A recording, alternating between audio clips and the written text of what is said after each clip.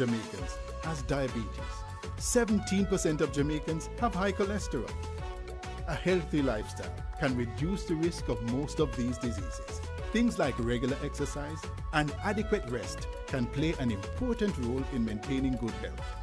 The other major consideration is eating healthy.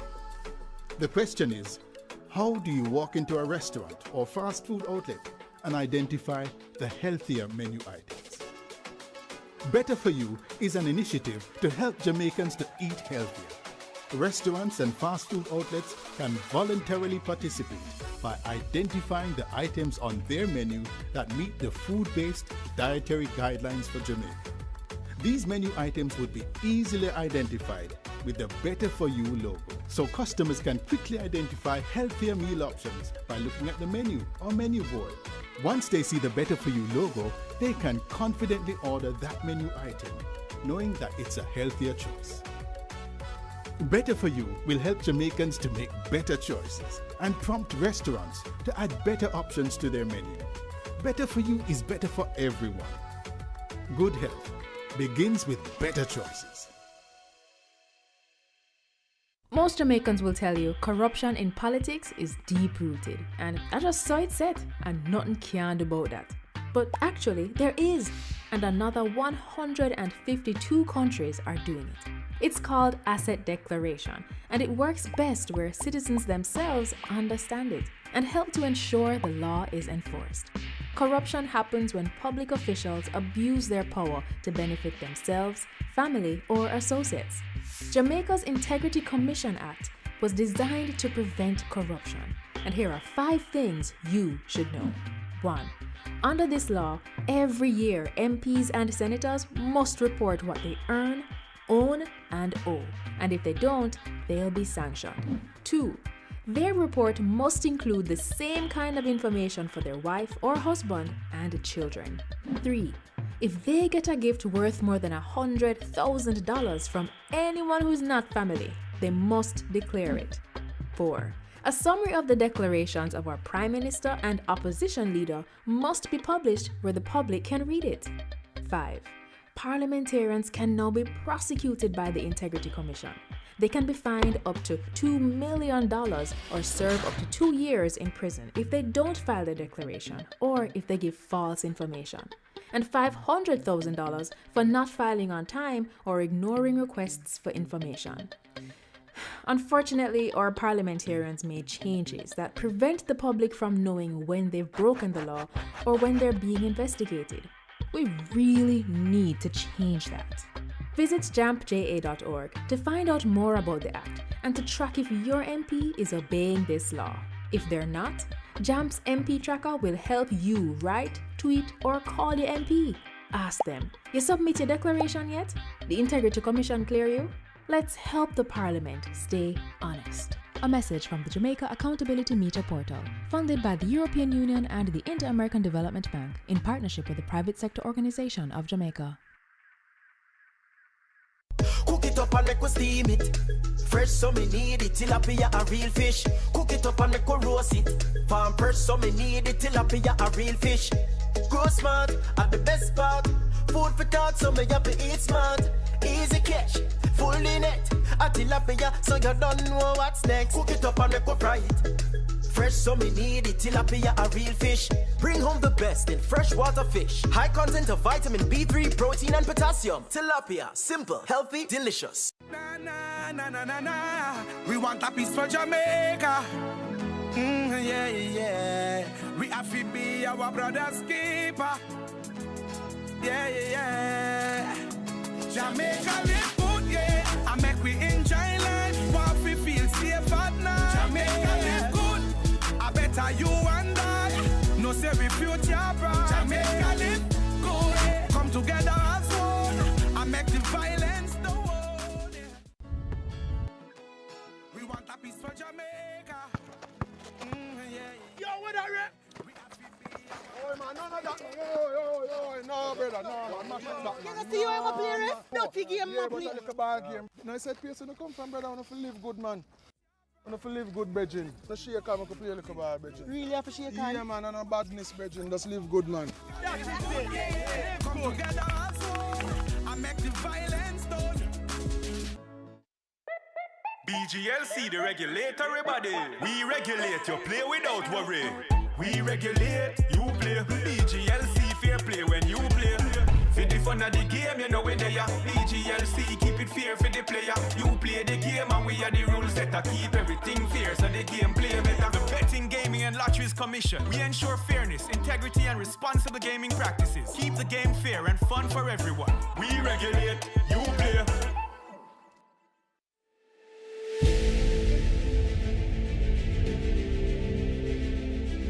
Are you an entrepreneur producing an excellent Jamaican product or service? Did you know you can earn hard currency and more significant returns by exporting? Contact the Ministry of Industry, Investment and Commerce to help propel your business along the export lane. Everything you can produce, the Jamaicans overseas want it. We're not going to get rich by just bringing down the debt.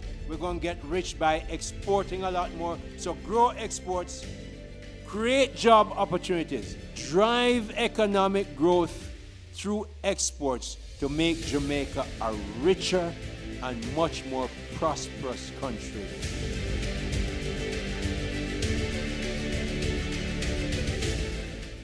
What is the role of a backbencher in government? I'm glad you asked. They're members of parliament who are not appointed to cabinet. So they sit in the back of the legislature and they apply pressure. They examine what government legislates, participate in parliament debates, raise issues and advocate and question chamber when things don't look straight. Backbenchers represent the constituents in parliament. Backbenchers oversee the interests of citizens, you and me. But how can they be agents of government accountability after them no hold no portfolio? And them and a minister? No. So then how can they facilitate government transparency? And the next thing, them and a front bencher. So how them affect me? You see, a lot of work is in committees. So these portfolio-free MPs with less dire responsibilities are more accessible to you and me. So they help with policy, but it helps if we engage them, you see. So they're not just in the back benches, but on the ground, in the trenches. Though in the back of parliament, we're at the front of their cause. So pause. Find your backbencher at jampja.org. Me, I go show them my way of justice. I'm abused. I need legal advice. I don't deserve this. The truth of the matter is, justice there for all of it. The Ministry of Justice has trained more than 5,600 persons in restorative justice practices. More than 200,000 victims have been supported by the victim services. Legal aid has reached thousands island-wide. Make we talk it out, not fight it out. Call 888 Justice today. Motorists, as Minister of Justice, I appeal to you. Obey the road code, pay your ticket on time, and only go to court if the ticket is being contested. Close to 80% of matters coming to the parish courts are for traffic breaches. Let's work together to make our roads safe and ease the burden on our courts.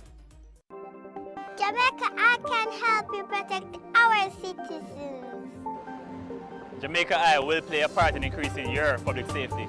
Jamaica Eye is part of an island-wide network of camera surveillance systems designed to increase the safety of you, our citizens. If you have a camera system outside your home or office facing a public space, log on to jamaicaeye.gov.jm today. Jamaica Eye, we're all connected. The Ministry of National Security, creating a safer and prosperous Jamaica.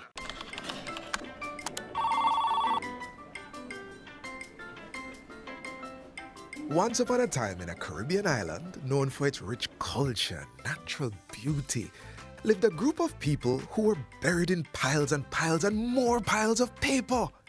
Papers spanning back to the start of time. Then came a bright idea, harnessing technology to work smarter and not harder. The government of Jamaica is improving its operations to serve citizens better. Many services are now available online, and there's more to come. The government of Jamaica, building a better public sector for all.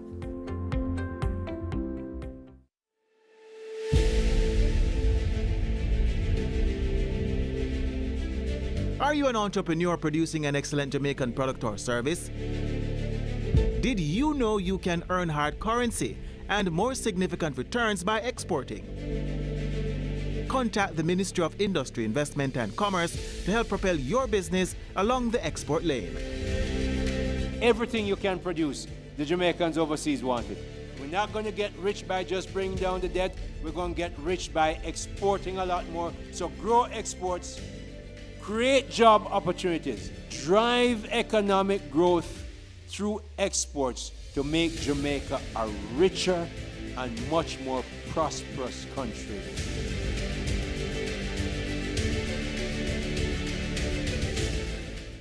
Dengue is ordinarily a mild disease. Persons may get a fever, headache, joint and muscle pains. The illness is often resolved through rest and adequate hydration along with paracetamol to treat the accompanying fever.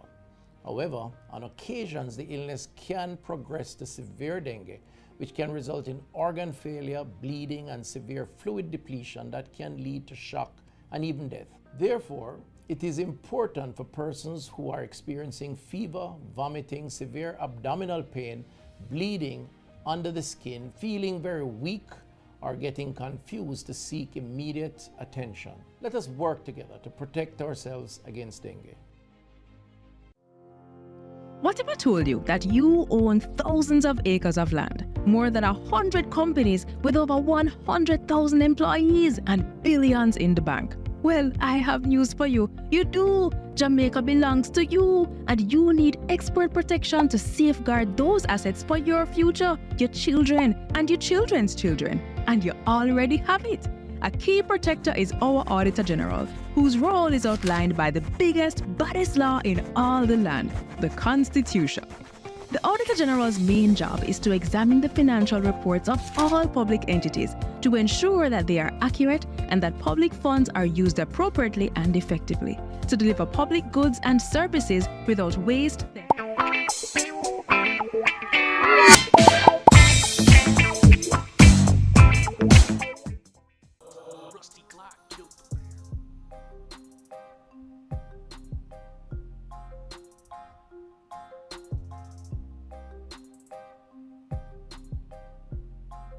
Science, Energy, Telecommunications and Transport.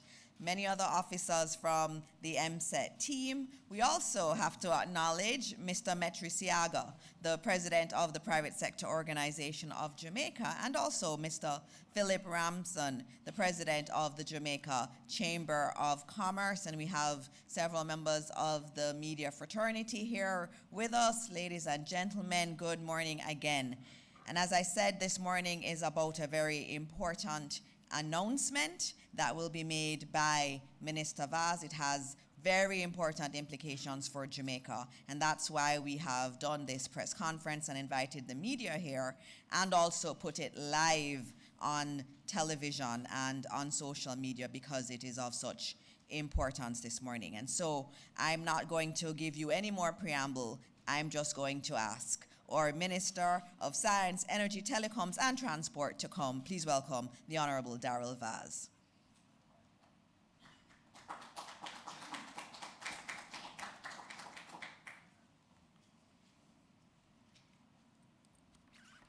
Thank you very much.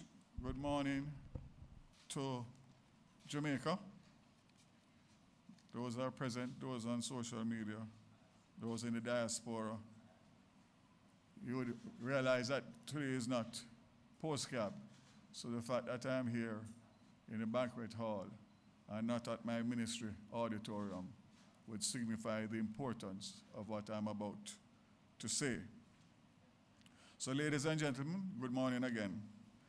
I wish to advise the country that this morning in my capacity as Energy Minister, I wrote the Jamaica Public Service Company and gave formal notice of the government's intention upon expiration of the current all-island license not to renew under existing terms.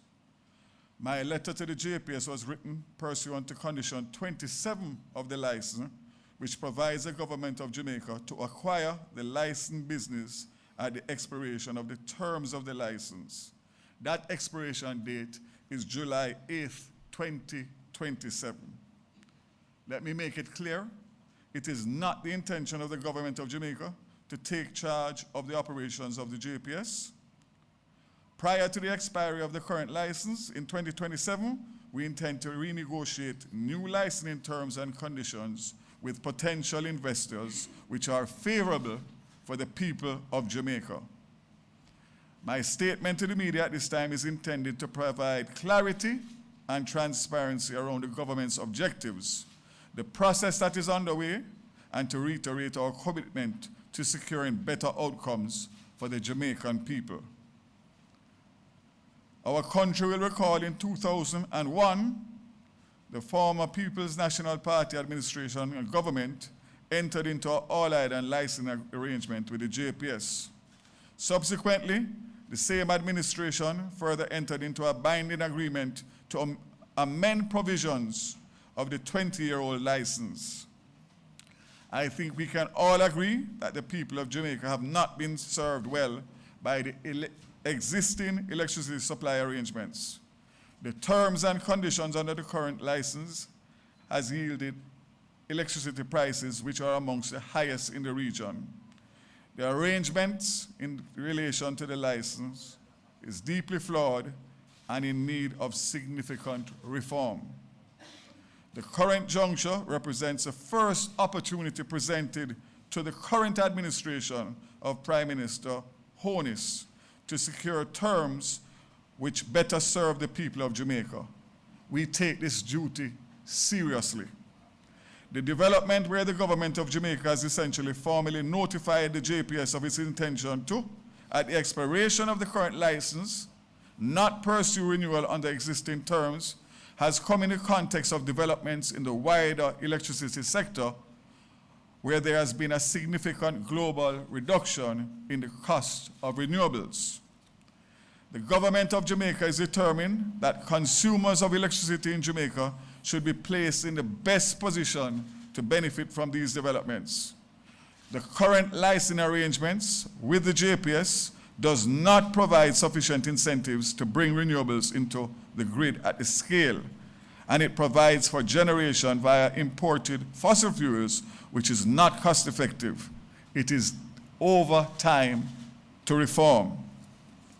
As we negotiate a new license, the government is determined to extend every effort to put the people of Jamaica in a position to take full advantage of the possibilities to reduce the country's energy bill and to reduce the cost of electricity to Jamaicans. Improving Jamaica's energy security and achieving decarbonization goals are among our key objectives. Some would ask, why now? The current JPS license is approaching the end of its life in 2027. As I said before, this is the first opportunity presented to the current administration to negotiate real changes which benefits our country and its people.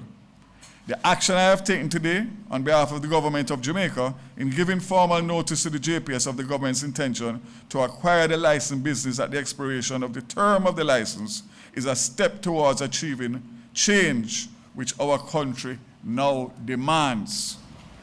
An alternative would have been to attempt to renegotiate existing license on its current terms, which would risk maintaining the flawed status quo entered in by the former administration and put Jamaica at a distinct disadvantage. The government of Jamaica does not believe pursuing such a path is either appropriate or viable at this time. The steps taken by the government of Jamaica today is reflective of the success of the administration over the past 9 years in placing our economy on a stable footing and made the current climate conducive to investment.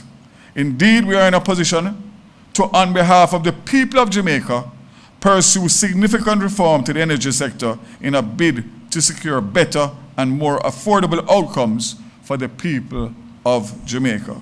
In essence, this is a fundamental shift, and without this shift, all that we are trying to do will not bear the fruits that we need in the time that we need them.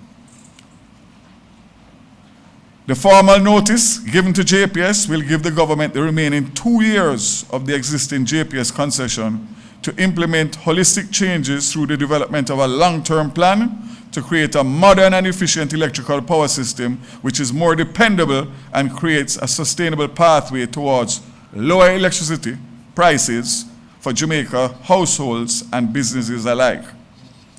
Even as we are determined to negotiate a more reasonable licensing arrangement, an agreement which serves our country well, the government of Jamaica is open to exploring expression of interest from all parties which may be desirous of acquiring new license, including the current licensee. However, the terms of any such new arrangement must be consistent with the government's primary objective of reducing the country's energy bill and securing more reasonable and affordable electricity costs for Jamaica. The current license holders are well aware of the government's intention to negotiate new terms which are consistent with the vision of the government for a reformed energy sector. The terms must the collective goals and aspirations of the people of Jamaica who have been burdened by high electricity costs for decades. Reform in the energy sector is a must, even as we pursue the pathway towards reformation. I wish to assure the nation that the government's serving of formal notice to the JPS of its intention to acquire the licensed business augurs well towards stability in the electricity sector, even as we negotiate terms which better serve the people of Jamaica. There will be no disruption to service delivery prompted by our move to put ourselves in a position to secure better outcomes to the consumers. The license is very specific, and the terms of the license, and until 2027, those conditions are in place. So I'd like to make that very clear. There's a well-known quote which says, insanity is doing the same thing over and over and expecting different results. This government is committed to positive change. The announcement I made earlier was arrived at following extensive deliberations and consultations with industry experts and consultants. It's part of a transformative move by government to pivot towards achieving more sustainable and feasible outcomes in the energy sector. We are committed to Jamaica to reducing the cost of electricity in Jamaica once and for all. As we consider the future of our energy sector and the terms under which a new license will be governed, this administration of Prime Minister Andrew Holness will not enter into arrangements which do not provide a framework for positive reformation of the energy sector. We fully intend to deliver real, sustainable results once and for all for the people of Jamaica. I thank you.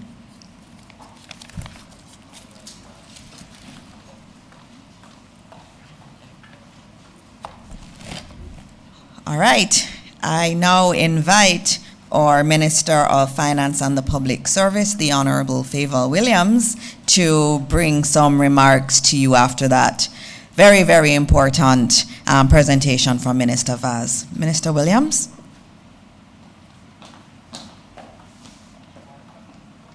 Thank you. Good morning, everyone. Let me acknowledge Minister Vaz, Minister Dana Dixon. I know we have Senator Abka Fitzhenley. We have the PS here as well from the ministry.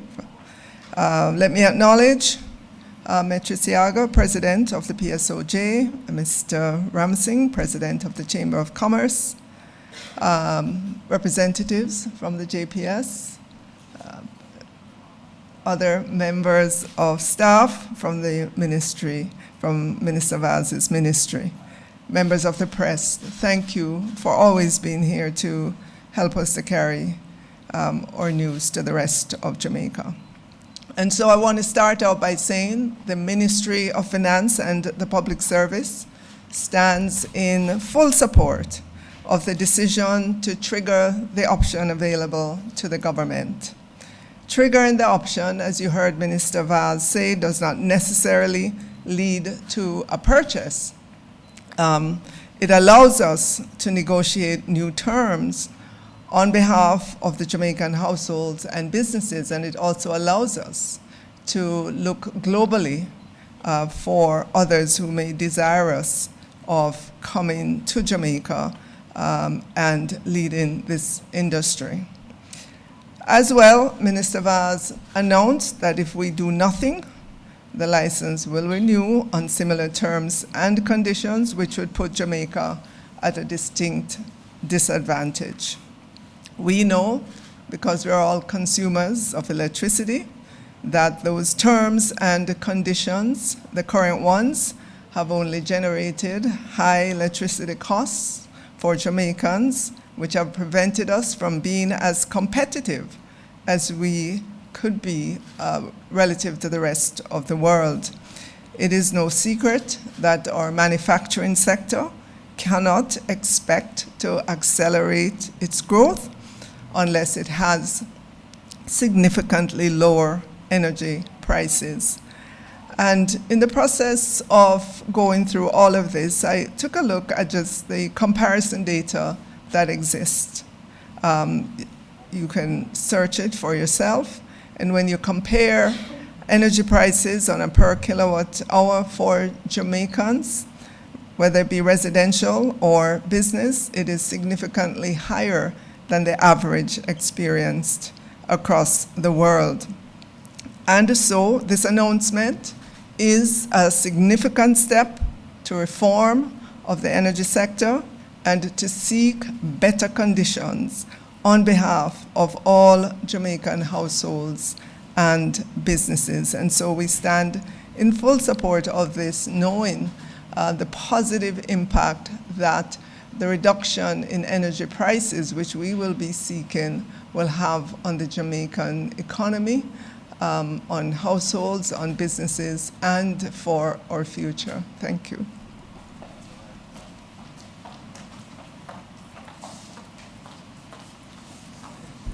We are moving along very quickly this morning, and so we will open up for questions. We have the wonderful Naomi there, who's going to take questions from the media.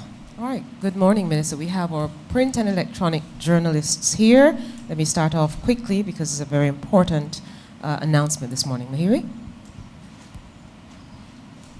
Morning, everybody. Mahiri Stewart, Nationwide News here. I have a couple questions to ask. So the first question is, I took note of the fact that Minister Vaz mentioned renewables as a key part that will play a role in negotiations. Is it that the successor to JPS, whoever that may be, is it that that contract will include circumstances that will allow renewables to be easier incorporated into Jamaica in terms of energy provisions? Yes, and it could be at JPS or it could be a new player. The answer to that is absolutely. And the fact of the matter is that, as I said before, where we are now, no matter what we do or what we try to do with the current license and the conditions of the current license, we are hamstrung because you're not getting the full effect in terms of energy price, even with the introduction of renewables. We saw LNG, we see the solar, we see all of the things that are happening, and we still are not getting the reductions that we need. So yes, and I think that, as I said before, this particular move is what needed to happen to make sure that we put ourselves in a position not only for us now, but for generations to come to be able to have a proper energy policy that's delivering to the people. Okay, second question. I know you gave the reasons for why the contract won't be renewed, but I guess an elephant in the room would be last year with Hurricane Beryl. Did JPS's handling of Hurricane Beryl last year play any role in this decision? No. Obviously, Hurricane Beryl, we all know what took place with that. That's just a symptom.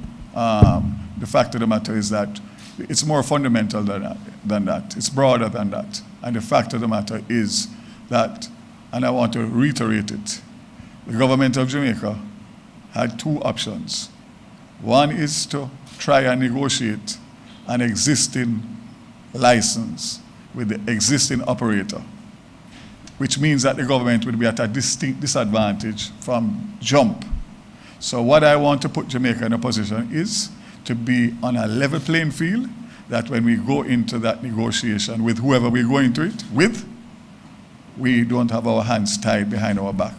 We will be leading rather than following. And that's what governments do, or that's what good governments should do. Good morning, everyone. Jerome Williams from the Jamaica Observer. Quick question for you. Based on the negotiations that you'll be having with JPS, could you give us an exact time frame as to when we are expected to have a result from it? 2 years is not a long time. And you will recall that I was being pressured to respond for many months. July 8th, 1 week from today, is when the response is due. But to respond, you have to do due diligence, and you have to do a lot of background work, which we have been doing for the last 12 months. So I want to make it very clear that this decision is not a spur-of-the-moment decision. It's a well thought out, and you can see the Minister of Finance, the Ministry of Finance was involved to make sure that any decision that we make, that the government is in a joined-up position, looking at it holistically.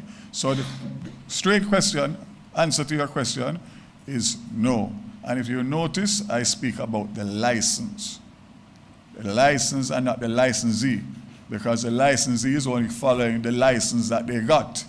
And the bottom line is that that license, which was negotiated by the then government of Jamaica, has proven to be a flawed license. Flawed from the time it started to flawed 20 years later, because it's not delivering to the people of Jamaica what we need.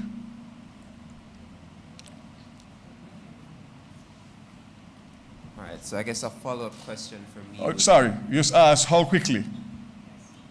As soon as possible.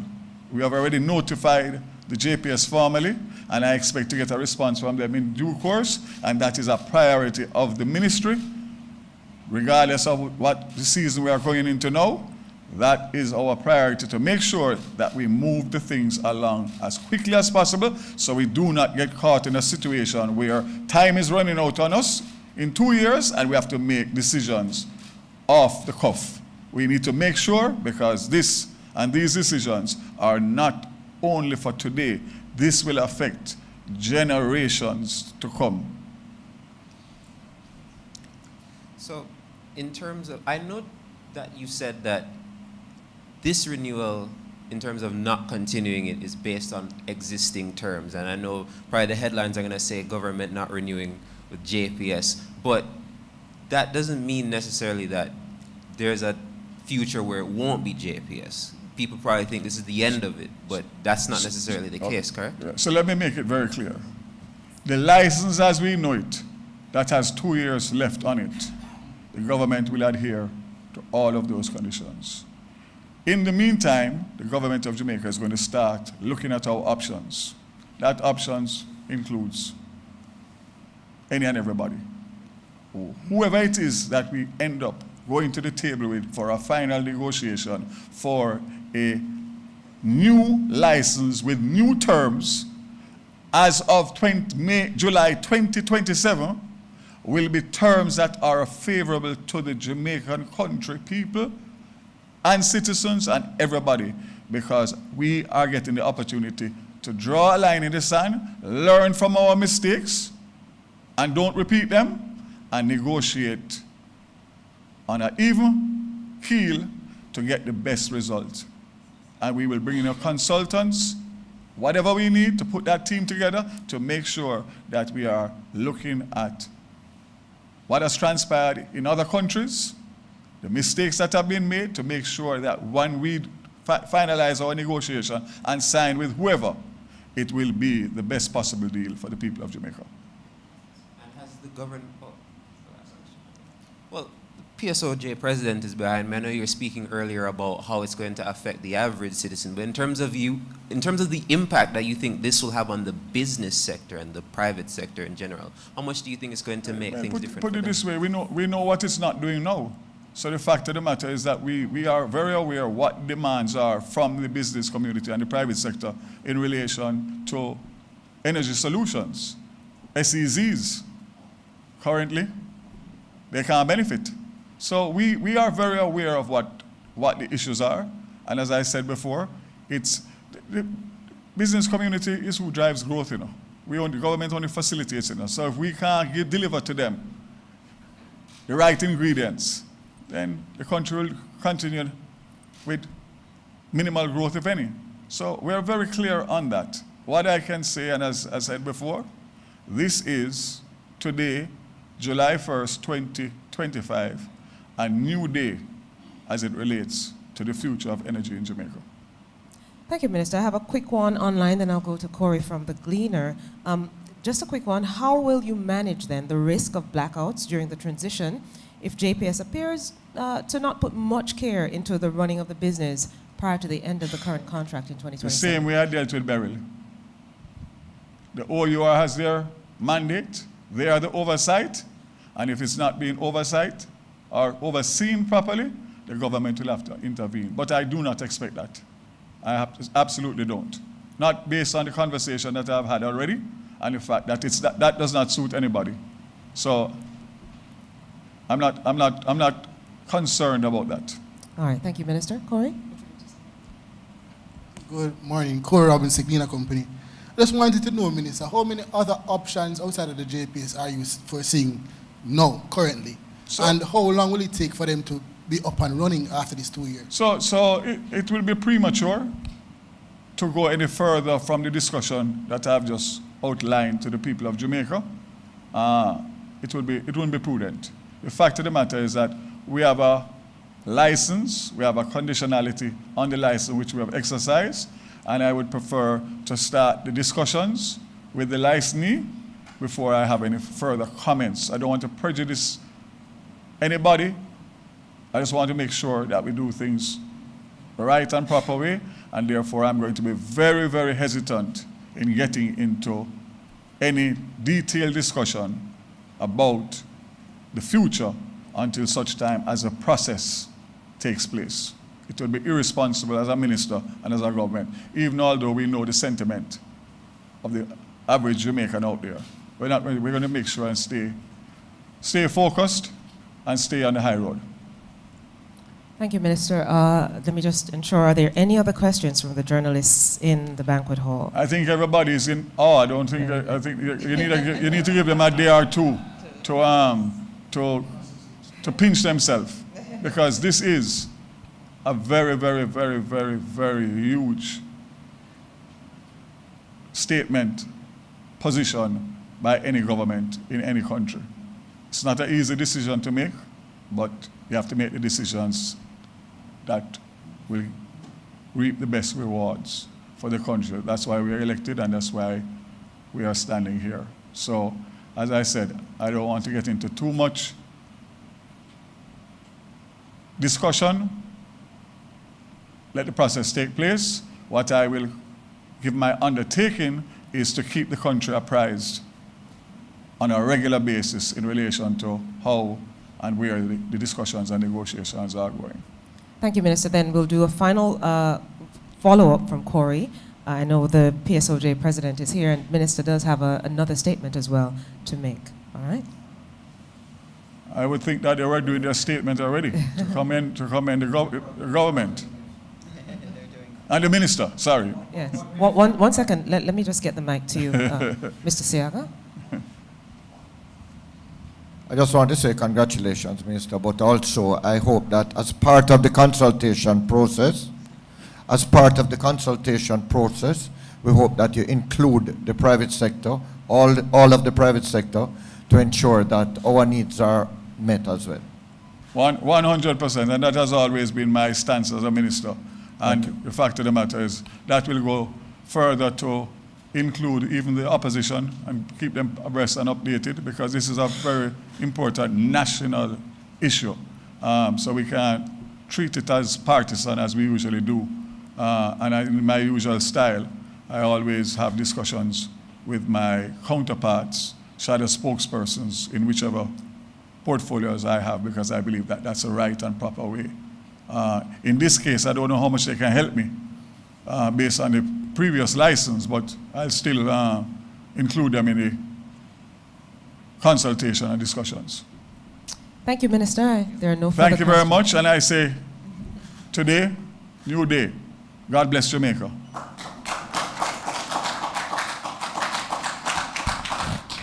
All right, thank you very much, Minister, and thank you all. You've heard some very big news in terms of the energy sector, and again, this was not taken lightly. This decision was not taken lightly. There was a lot of collaboration and discussions and consultants that were queried in relation to this. You want to say something more? Okay, you want something more. You know, as you say that, I cannot leave the podium because I know exactly what's going to happen later on today when the politics starts. That this is an election ploy, etc., etc. Let me make it clear that these deadlines and dates were in the license from day one. These were the timelines. July 8th, 2025, for the government to communicate to the licensee, and for July 8, 2027, for the expiry of the existing license. So this was predicated on the original license starting back from 2001 and then 2007 and then 2015. So as I say with the school buses, leave the politics out of this JPS, Government of Jamaica matter, because at the end of the day, all Jamaica is going to benefit. This is not for one side or the other side. This is for the future of Jamaica, generations to come, our kids, grandkids, and great-grandkids. Please, I haven't been successful with the rural school bus, but maybe I'll be successful with this one. Leave the politics out of the election campaigning on these very sensitive matters. All right, thank you, Minister. I just needed to make a little bit of a statement in relation to the FID matter, and I know it was in the media, and there will be a release that will be sent out later today, but I just wanted to address the matter of the selection of the new head of the FID. And just to note again, there is nothing to hide in relation to that selection process. There was a process that was engaged with, and a candidate was selected. There were 2 rounds that were done. In the first round, a candidate was selected, but that candidate opted not to accept the position. The panel that had been doing the interviews, the panel decided that they had to go back out in order to get a new candidate because the candidate from the original round did not accept the offer. They wanted to also broaden the pool of individuals that could be selected. And as you know, when you do this, and this is done across Jamaica, you always, you want to get the best person you can. And you put out an ad and you do your interviews and you select someone, and then that person says, no, I don't think I'm going to take up this opportunity. Many entities go and do another round, and sometimes they may change the ad, trying to get a broader pool of persons to be interested, and that is actually what happened there. And so the ad was changed to get more people. Now that didn't seem controversial to the team because the criteria in relation to law enforcement experience was not one that was there from the very beginning. And if you look at those who have headed the FID, they have not had law enforcement experience except for one. The last 2 who were acting did not have it. The longest serving head did not have specific law enforcement experience. And so the panel felt that in order to get a broader cadre of persons applying for this position, which is an important position, that they would remove that requirement, and they got a broader pool of applicants, and they then shortlisted and interviewed. In terms of the access to information request, the responses were provided. Things such as the scoring sheet was provided to the media house that had requested it. In addition to that, the contract was also provided. And so there's nothing that's being hidden in this process. It was your regular, maybe 2-step application process that was involved. And we will put out a statement today that clarifies it. But I do have to again note that under the Access to Information Act, when a request is made, it's a request for documents. Where there are no documents, the request cannot be honored. So what I have said today is conversations that would have taken place as a part of the interview process. That's not a document, so that cannot be provided under an ATI request. And so I'm giving you the information now, not as an ATI request, but just in terms of the questions that have been asked in the media. And from all of my checks, it was a process that was followed. The candidate with the highest score was the person who was offered the position, and that person was felt by the interview panel to have the kind of management, especially experience, to lead such an important organization. And as I said, I will send out, and a release will come out this afternoon. Minister Williams has confirmed from the Ministry of Finance that will put into more details what I have said here. All right, so we've said a lot, and I know many of you have to leave. It's been a historic morning, July 1, 2025, where we made Minister Vaz made this very important announcement in relation to the JPS license, and again, it was done after a lot of consultation, and at the center of it, at every minute of it, has been how do we get the best deal for Jamaicans, ordinary Jamaicans. That's what this is about, and we look forward to the negotiations and the discussions going forward that will lead to a better outcome for all Jamaicans. And so as we close, we say, as always, thank you for choosing Jamaica, and God bless Jamaica, land we love. Thank you.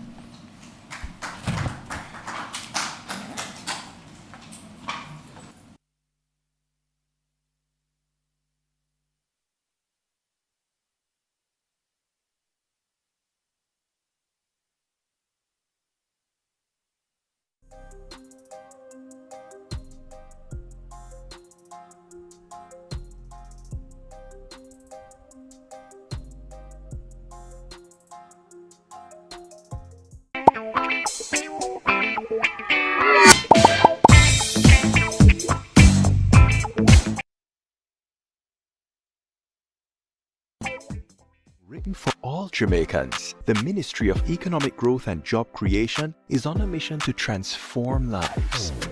From increasing access to potable water, providing secure homes for the most vulnerable, and helping you own a piece of the rock, we're revitalizing communities